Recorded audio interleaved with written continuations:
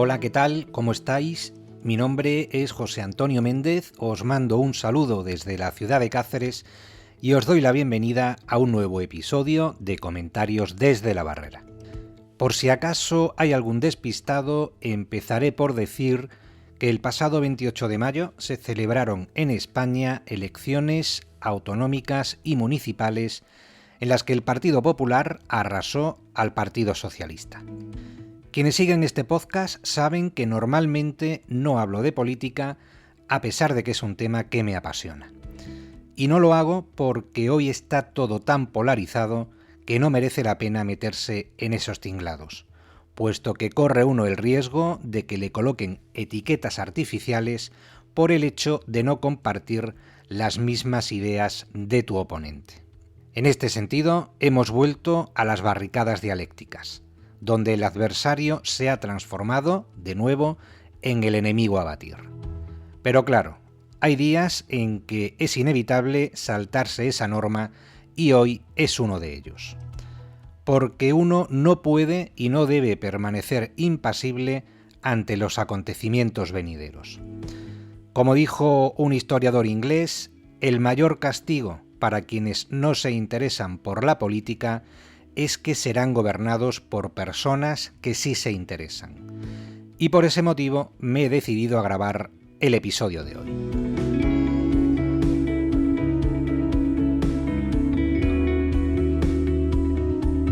Partamos de una premisa irrefutable, que es la siguiente. Los políticos, por desgracia, son un mal necesario. Supongo que habrá muchos que se sorprendan por la contundencia de esta afirmación, aunque tampoco faltarán quienes nieguen la mayor. Por mucho que nos cueste reconocerlo, no podemos vivir sin los políticos, puesto que son ellos quienes encarnan las instituciones.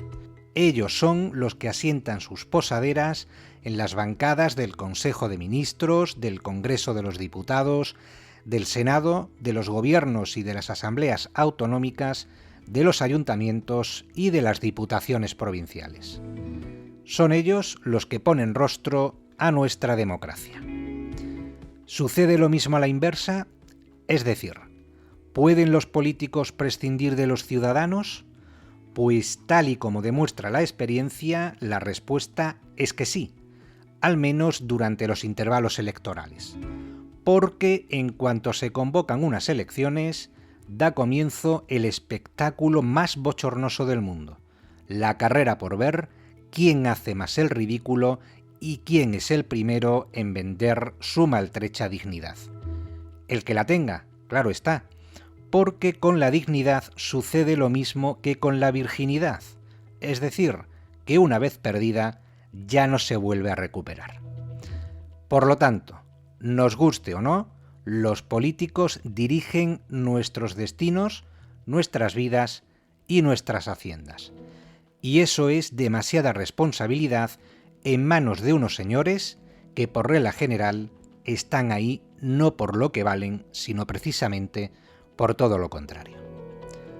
La mayoría de ellos, la mayoría de los políticos, arrastra mala prensa. A pesar de los esfuerzos de determinados periodistas por blanquear su imagen, lo cierto es que el común de los mortales los desprecia.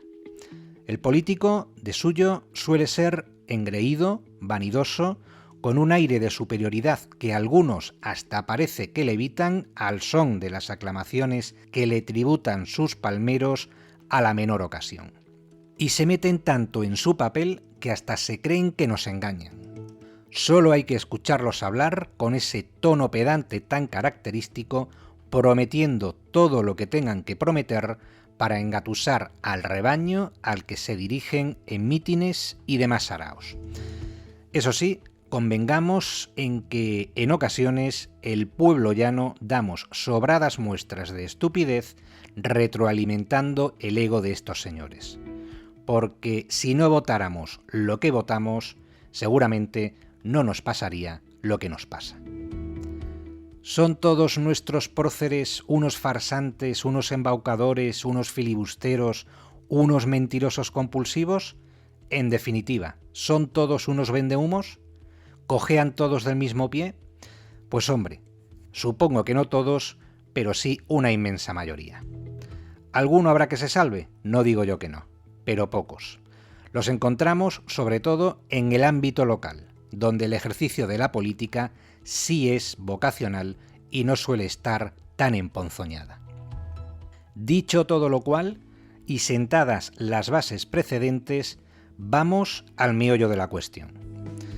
Los resultados de las elecciones autonómicas en Extremadura del pasado 28 de mayo han dejado un panorama bastante incierto. Tanto el PSOE como el Partido Popular han conseguido 28 escaños, siendo la lista más votada la del Partido Socialista, es decir, tablas en el marcador. Ninguno de los dos partidos ha obtenido la mayoría suficiente para gobernar en solitario. Y es aquí cuando entran en liza los pactos entre las distintas formaciones con representación parlamentaria. Teniendo en cuenta que la Asamblea de Extremadura está compuesta por 65 diputados, la mayoría absoluta se sitúa en 33, que esa precisamente era la situación de la que veníamos tras las elecciones autonómicas de hace 4 años, cuando el PSOE se hizo con 34 escaños y por lo tanto no necesitó de ningún otro apoyo para formar gobierno. Y es que lo que el pueblo te da, el pueblo te lo quita cuando menos te lo esperas. Ese axioma se supone que un político debería sabérselo al dedillo, pero está visto que no. Por eso sorprende tanto lo mal que disimulan algunos su enfado cuando las urnas le dan la espalda, comportándose como niños caprichosos a los que acaban de arrebatar su juguete preferido, preguntándose cómo es posible que el respetable haya permitido su caída en desgracia, con lo bien que lo han venido haciendo ellos durante todos estos años. Cuando el pueblo les vota, pues el pueblo es sabio y ha hecho lo correcto. Y cuando no les vota, pues el pueblo se equivoca sin remedio. Faltaría más.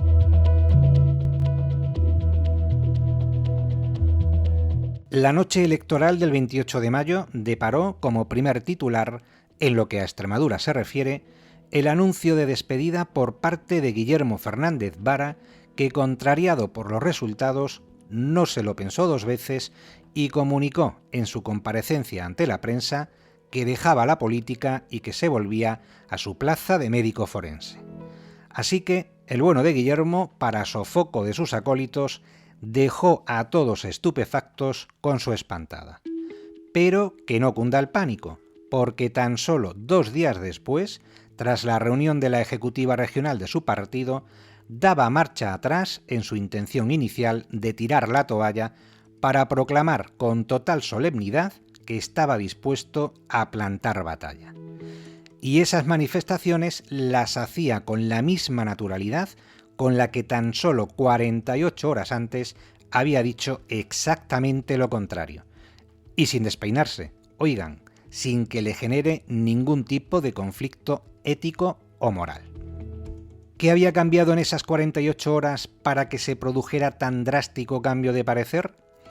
Pues que a Pedro Sánchez, tras la debacle del PSOE a nivel nacional, no se le ha ocurrido otra cosa mejor para capear el temporal que convocar elecciones generales para el 23 de julio. Con lo cual, hasta entonces, vayamos rezando y poniendo velas a todo el santoral para que no nos toque formar parte de alguna mesa electoral. El caso es que, por lo visto, Fernández Vara ha pensado que puede rascar algo ante esta nueva situación. ¿Está pensando don Guillermo en dar el salto a la política nacional? ¿Aspira a que haya segundas elecciones en Extremadura para el supuesto de que PP y Vox no alcanzaran un acuerdo? Pues todo puede ser. La otra cara de la moneda del resultado del 28 de mayo la representa María Guardiola. ¿Quién le iba a decir hace tan solo unos meses, cuando era una perfecta desconocida, que podría convertirse en la primera mujer en presidir la Junta de Extremadura? Ni siquiera los sondeos más favorables le otorgaban la menor posibilidad de disputarle al PSOE la primacía en intención de voto. Así que imaginaos el sorpresón cuando a última hora de la noche del 28 de mayo se confirmaba que efectivamente el Partido Popular había igualado al PSOE en número de escaños. Pero, al igual que a Fernández Vara se le calentó la boca en su comparecencia ante los medios, María Guardiola también ha pecado de lenguaraz durante la campaña electoral cuando aseguró que de ninguna manera y bajo ningún concepto gobernaría en coalición con Vox. Y hete aquí que el partido de Santiago Abascal, liderado en Extremadura por Ángel Pelayo, ha conseguido 5 valiosísimos diputados. Con lo cual, haciendo una simple suma, resulta que 28 escaños del Partido Popular más los 5 de Vox arrojan un total de 33 diputados. Es decir, el número mágico para poder formar gobierno. ¿Y cuáles son las posibilidades que pueden plantearse ante este escenario? Bueno, pues aquí ya entra en acción, no diré que la estrategia política, porque eso son palabras mayores, sino el fango de las pasiones humanas por hacerse con eso tan apetitoso llamado poder. Como recordáis, en 2011 José Antonio Monago ganó las elecciones con algo más de 18.000 votos de diferencia sobre Guillermo Fernández Vara, quedándose a tan solo un diputado de la mayoría absoluta. En aquellos comicios, el Partido Popular obtuvo 32 diputados, el PSOE 30 e Izquierda Unida 3. Y saco a relucir estas cifras porque andan ahora los socialistas muy indignados, reprochando a los del Partido Popular que hayan tenido la iniciativa de entablar conversaciones para tratar de conformar gobierno sin haber sido ellos la lista más votada. Este criterio, el de la lista más votada, que se supone que debería ser válido para todo tiempo y lugar, no se lo aplicó el Partido Socialista en aquella ocasión cuando le propusieron al entonces líder de Izquierda Unida, Pedro Escobar, un pacto para que la Junta continuara en manos progresistas. ¿Por qué? Pues habrá que preguntárselo al señor médico forense. Pero vamos, que no hay por qué sorprenderse de los cambios de opinión a que nos tiene acostumbrados Fernández Vara, el mismo que en su día se jactaba de decir que abandonaría el PSOE si Pedro Sánchez se apoyaba en independentistas y en bilduetarras para llegar a la Moncloa. Y ahí tienen ustedes ahora al señor Vara convertido en ariete y máximo defensor de las políticas de Sánchez en Extremadura. Más sanchista que el propio Pedro Sánchez. Y es que hay veces que uno se pregunta cómo es posible que ciertos liderazgos recaigan sobre determinadas cabezas. El caso es que los votantes han querido colocar a María Guardiola en una difícil encrucijada en la que los de Santiago Abascal le están indicando el camino a seguir si lo que pretende es llegar a buen puerto. Todo depende de si el bloque de la derecha llega a una entente cordial. De momento, en Vox se están haciendo los duros, combinando a María Guardiola para que sea ella quien dé el primer paso y los llame a consultas. Y ahí tenemos a María Guardiola, acuciada por la necesidad de los hechos, rogando a Vox para que no tengan en cuenta aquello que dijo durante la campaña electoral. En palabras de Abraham Lincoln, hay momentos en la vida de todo político en que lo mejor que puede hacer es no despegar los labios. ¿Y cuál es la actitud de Vox? Pues sabiéndose poseedores de la llave que da acceso a la presidencia, reclaman respeto para sus votantes y, como es evidente, ya se han encargado de dejar claro que su apoyo no saldrá gratis. Que están dispuestos a apoyar a María Guardiola, pero que quieren formar parte de ese gobierno poniéndose al frente de varias consejerías. Pero el asunto se enreda más aún si cabe si prestamos oídos a las tonterías que va diciendo por ahí Feijóo cada vez que le ponen un micrófono en la boca. Dice el gallego que tiende su mano al Partido Socialista para que respete el principio no escrito de que gobierne la lista más votada, estando dispuesto a asumir la pérdida de Extremadura. De lo cual se deduce que para Feijóo los extremeños somos algo así como ciudadanos de segunda categoría, moneda de cambio para que el Partido Popular se haga con el bastón de mando en municipios y en diputaciones que considera más apetecibles que una comunidad autónoma abandonada de la mano de Dios. Con esa advertencia por parte de su jefe de filas, ¿va a dar cabida María Guardiola a Vox en su hipotético gobierno en contra del criterio de la persona que la puso a dedo como presidenta de los populares extremeños? Porque Guardiola insiste en que el futuro de Extremadura se va a decidir en Extremadura.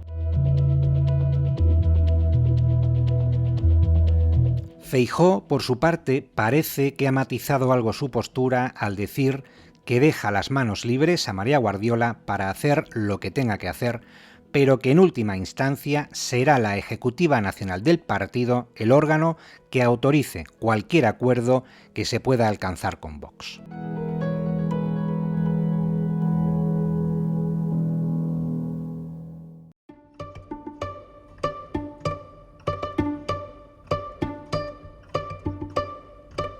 Por lo tanto, y en conclusión, ¿será María Guardiola la próxima presidenta de la Junta de Extremadura? Pues la cosa, a día de hoy, no está clara. Lo único seguro es que Fernández Vara convocará para la próxima semana la sesión constitutiva de la Asamblea y será a partir de entonces cuando corran los plazos para investir al futuro presidente. Se abre, por tanto, un periodo de incertidumbre que no sé yo de qué manera afectará al sistema nervioso y cardiovascular de los altos cargos, personal eventual y de libre designación de la Junta de Extremadura, pendientes como están de si continúan en sus puestos o pasan a peor vida. El desenlace definitivo supongo que se sabrá más o menos dentro de un mes. No nos impacientemos porque, por desgracia, estamos todavía en el primer acto de este drama con tintes de parodia. Todavía hay tiempo para el llanto, la carcajada, la esperanza o la desesperación. Todo dependerá de los ojos del personaje a través del cual asistamos a esta representación. Lo que sí sería deseable, tal y como proponía el eslogan de campaña de María Guardiola, es que hable Extremadura y no Madrid. Que lo mejor para esta región se decida en nuestra tierra y no en los despachos de Génova. ¿Será complicado sustraerse a los intereses de partido? Supongo que fácil no será, desde luego que no. Pero María Guardiola tendrá que demostrar que quiere ser presidenta de todos los extremeños y no una simple marioneta en manos de Feijóo.